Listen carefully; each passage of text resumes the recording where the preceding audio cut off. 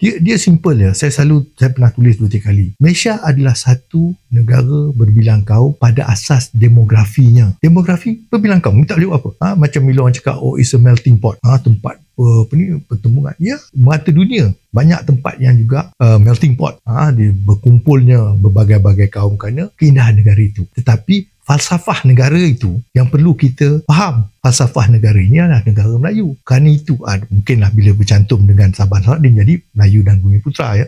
Tapi asasnya tanah Melayu ni, persekutuan tanah Melayu. Dia cuma jadi Malaysia bila bercantum dengan Sabah dan Sarawak. Tapi itu tidak menghilangkan Melayunya negara ini. Asas dan falsafahnya. Kerana itu kalau kita lihat di dalam kita punya perlembagaan, kalau negeri ini bukan negeri Melayu, kenapa ada specific provision? Artikel 153 lah, bahasa Melayu itu bahasa kebangsaan, agama Islam tu agama suku. Kalau falsafah negara ini bukan berlandaskan pada orang Melayu dan Islam. Jadi itu saya rasa yang perlu orang faham. Kita tidak boleh menafikan bahawa negara ini multiracial. Tapi multiracial dari segi demografi. Kependudukannya multiracial berbilang kaum. Tapi asas negaranya, the primacy of this country ni adalah Melayu.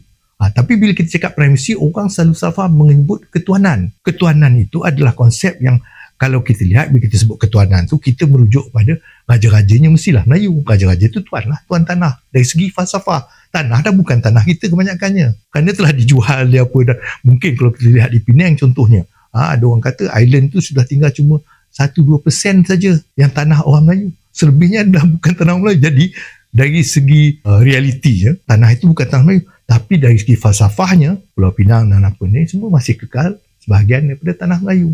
Jadi saya rasa orang perlu faham, dia bukan satu konsep yang mana kalau kita bawa isu ketuanan Melayu, ini nak jadi macam the Ku Klux Klan dan sebagainya. Itu supremasi untuk menghapuskan kaum lain ataupun untuk menindas kaum lain. Di sini sudah terbukti kau boleh beli tanah, kau boleh dapat niaga apa semua. Jadi konsepnya adalah ketuanan Melayu itu raja-raja Melayu. Orang Melayu yang di bawah raja-raja ini adalah primacy, asas kepada negara ini, itu je. So pasal itu saya selalu kata, kecuali kalau kita berbincang pasal raja-raja Melayu, perkataan yang kita perlu guna adalah Malay primacy, bukan Malay supremacy. Supremacy terpulang pada raja-raja je. Ketuanan, mana boleh orang Melayu biasa jadi tuan lah, jadi driver setengah tu. Tapi primacy maknanya tanah ini kekal tanah Melayu. Kerana itulah yang diperuntukkan oleh perlembagaan dan itulah social contract yang dipersetujui dan itu jugalah penerimaan cara dan hala tuju negara ini.